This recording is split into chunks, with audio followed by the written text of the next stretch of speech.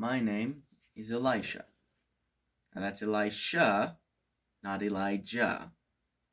Of course, I've got nothing against Elijah. He was my teacher, after all. I still remember the day I first met him. I was out plowing the field, getting ready to plant seeds, when, almost seems like out of nowhere, the prophet walks up right behind me, takes his cloak off, and puts it on me, and then starts to walk away. This might seem strange to you, but in my time, that was a sign that I'd been chosen as his apprentice. God had chosen me to someday take Elijah's place. It seemed crazy, to be honest, but what seemed even crazier to me was to not do what God said. So I left my plow. More than that, I turned my plow into firewood, and the oxen I was plowing with into a sacrifice to God. And then I followed Elijah everywhere he went from then on, learning everything I possibly could so that one day I could fill his shoes. And one day we went to the Jordan River. He took his cloak off and struck the water with it, and the Jordan River parted, just like the Red Sea had for Moses so many years ago. When we crossed over, I thought to myself, how am I ever going to live up to what Elijah has done in his life?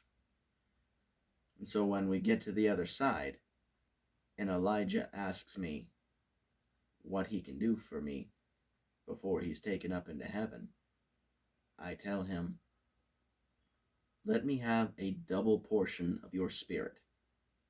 Let God use me as much as he has used you, and then some. Elijah thinks for a moment and then says, it's a difficult thing that you ask, but if you see me as God takes me up into heaven, he will grant your request. And not too long after that, blazing out of the sky, is a horse and chariot made of fire, driven by what I can only assume was an angel. It whooshes down right over our heads, grabs Elijah by the arm, and pulls him up into the chariot, and right back up into heaven. And then, as he's going up, Elijah drops his cloak, and I catch it. Then when I finally lose sight of him, I drop to my knees, and I cry. For all intents and purposes, Elijah, the man who has changed my life, is dead. I'm not going to see him again until I myself am called to heaven. But after I've mourned, I get back up, and I head back to the Jordan. And I strike the water with Elijah's cloak.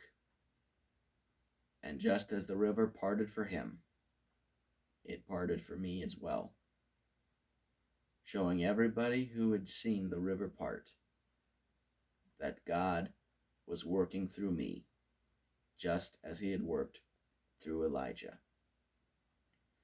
And everywhere I went after that, it seems no matter where I went, that God always used me to perform some miracle or another. One town came to me saying that their water had been poisoned. I poured salt in their water as God had commanded, and it was healed. The water was safe to drink.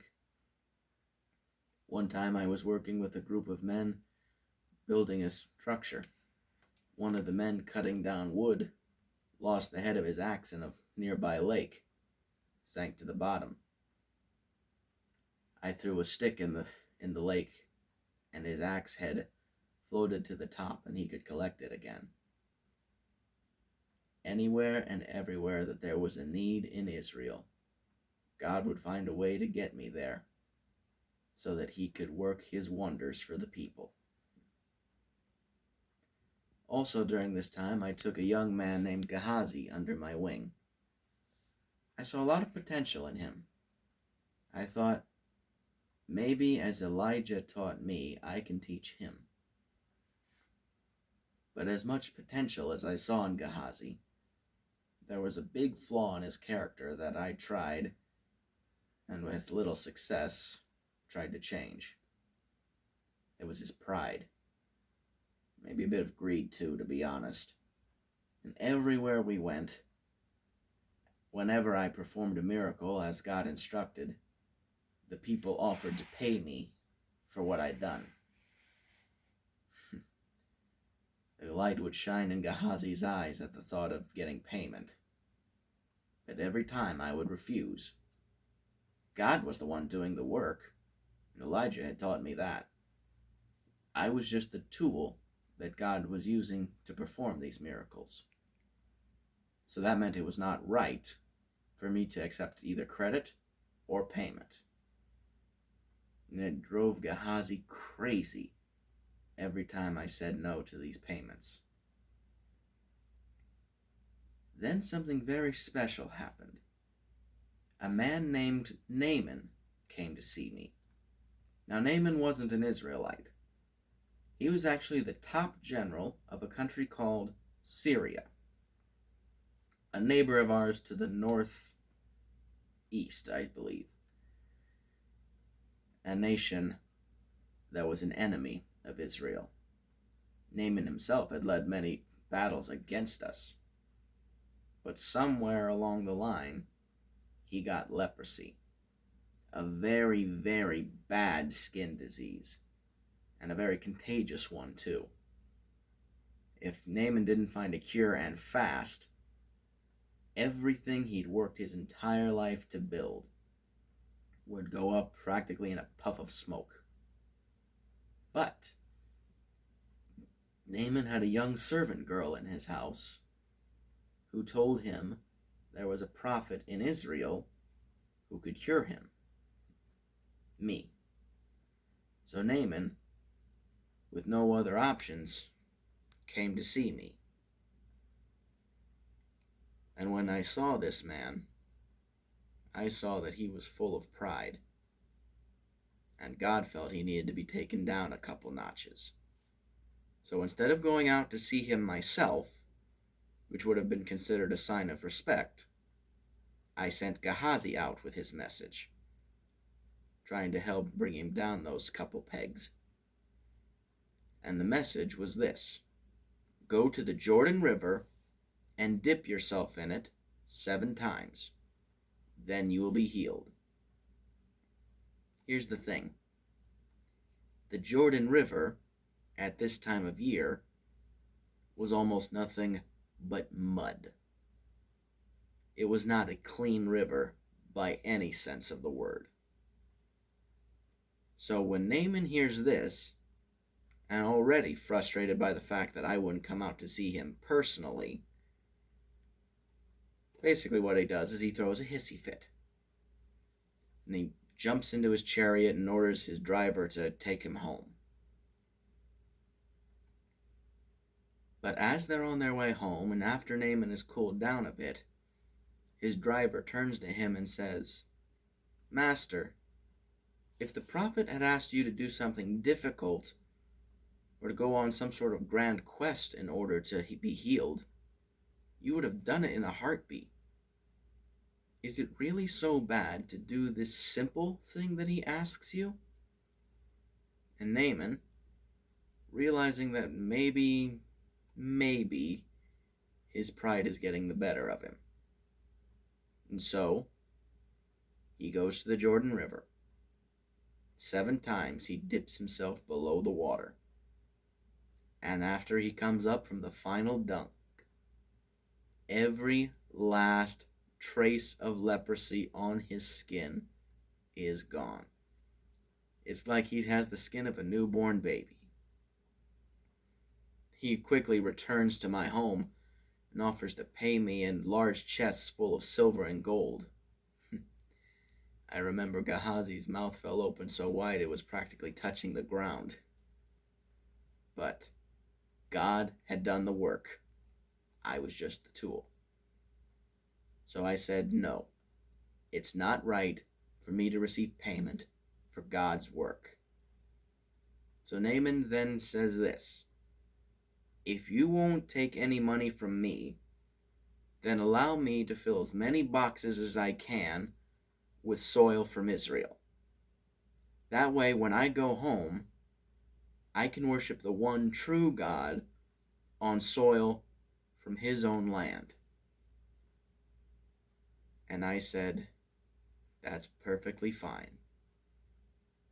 So Naaman does as he asked, and then he starts on his way home. But after he's a ways off, Gehazi chases after him. When Naaman sees this, he thinks something's wrong. He has the chariot stop and he asks what's going on. Gehazi said, nothing's wrong. It's just that after you left, my master received guests, and he doesn't have anyone or any way to provide for them. So he requests that, if he may, have some of the money that you offered earlier to take care of them. Naaman's more than happy to do this, and he thinks this is a request from me anyways. But the thing is, every word that had come out of Gehazi's mouth was a lie, just so that he could get some of that money. When Gehazi came back, he tried to sneak around me, make it seem that nothing was going on. But I knew. And I asked him, where have you been, Gehazi? He says to me, nowhere. And then my reply is, was God's Spirit not watching when Naaman got down from his chariot? You have done a terrible thing, Gehazi. You've taken payment and thus credit for the works of God. Your pride has gotten the better of you for the last time. Because of what you have done, the leprosy that God cured Naaman of will now be yours. The words were barely out of my mouth before all the sores that had once covered Naaman's body now covered Gehazi's.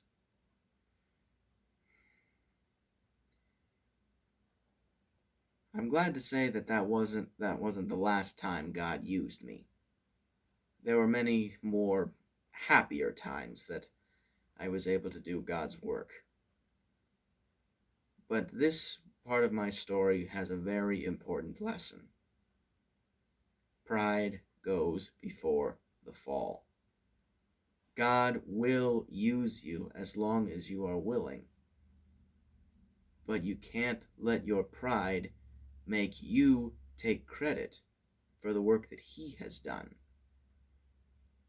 When you are a servant of God, you must be humble.